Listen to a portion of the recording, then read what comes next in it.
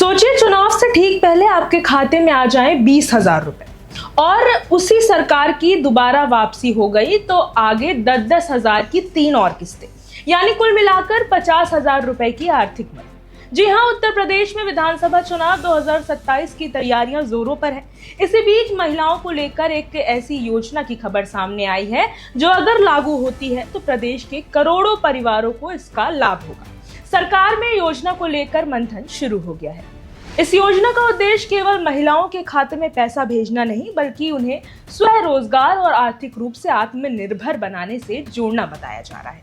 प्रस्ताव के मुताबिक महिलाओं को कुल 50,000 तक की आर्थिक सहायता दी जा सकती है। इसमें चुनाव से पहले 20,000 और बाकी रकम चुनाव के बाद अलग अलग किस्तों में देने का मॉडल बताया जा रहा है। अब सबसे बड़ा सवाल, अगर योजना लागू होती है तो इसका लाभ किसे मिलेगा?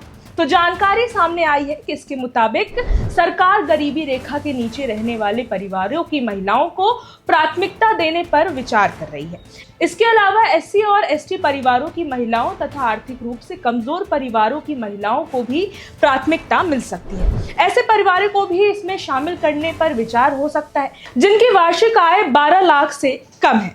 हालांकि अंतिम पात्रता क्या होगी, कौन आवेदन कर सकेगा और किस आधार पर चयन होगा, इसकी आधिकारिक तस्वीर योजना के अंतिम रूप लेने के बाद ही सामने आएगी। इसका सीधा कनेक्शन 2027 के विधानसभा चुनाव से जोड़कर देखा जा रहा है। उत्तर प्रदेश देश का सबसे बड़ा राजनीतिक राज्य है। यहाँ करीब 5.67 करोड़ महिला मतदाता हैं, यानी चुनाव में महिलाओं का वोट किसी भी पार्टी के लिए बेहद महत्वपूर्ण है। पहले कुछ विधानसभा चुनाव में भी महिलाओं को सीधे आर्थिक सहायता देने वाली योजनाओं ने राजनीति की दिशा पर असर डाला है। मध्य प्रदेश की लाडली बहना योजना, महाराष्ट्र की मुख्यमंत्री माझी लाडकी बहन योजना और दूसरे राज्यों में महिलाओं के लिए शुरू की गई आर्थिक सहायता योजनाओं ने यह दिखाया है कि महिला वोट बैंक अब चुनावी रणनीति का बेहद महत्वपूर्ण हिस्सा बन चुकी है। और अब नजर उत्तर प्रदेश पर है। बिहार विधानसभा चुनाव से पहले भी महिलाओं के लिए मुख्यमंत्री महिला रोजगार योजना के तहत आर्थिक सहायता दी गई।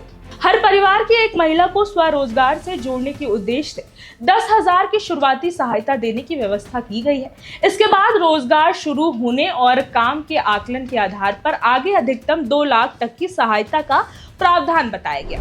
चुनाव से पहले बड़ी संख्या में महिलाओं के खातों में रकम ट्रांसफर की गई और चुनावी नतीजे आए तो एनडीए ने बिहार में 202 सीटों के साथ बड़ी जीत दर्ज की। ऐसे में ये माना जा रहा है कि महिला मतदाताओं का समर्थन एनडीए की बड़ी जीत में महत्वपूर्ण फैक्टर रहा। अब इसी मॉडल को उत्तर प्रदेश के नजरिए से देखा जा रहा है। उत्तर प्रदेश में 2027 का विधानसभा चुनाव भाजपा और मुख्यमंत्री योगी आदित्यनाथ के लिए बेहद महत्वपूर्ण माना जा रहा है। भाजपा लगातार तीसरी बार सत्ता में वापसी की कोशिश करेगी। ऐसे में महिला मतदाताओं के बीच अपनी पकड़ मजबूत करना सरकार की चुनावी रणनीति का महत्वपूर्ण हिस्सा हो सकता है। अगर 50,000 रुपए तक की आर्थिक सहायता वाली योजना वास्तव में लागू होती है तो यह सरकार की बड़ी चुनावी घोषणाओं में शामिल हो सकती है। लेकिन फिलहाल सबसे अहम बात यही है कि योजना अभी चर्चा और मंथन के स्तर पर है। आपको क्या लगता है, क्या महिलाओं को 50,000 तक की आर्थिक सहायता वाली योजना यूपी चुनाव का गेम बदल सकती है? आपकी क्या राय है, कमेंट बॉक्स में जरूर बताएं। मैं हूं प्रतिभा श्रीवास्तव और आप देख रहे हैं ब्रेकिंग टू। ऐसी ही बड़ी और महत्वपूर्ण राजनीतिक खबरों के लिए चैनल को सब्सक्राइब करना ना भूलें।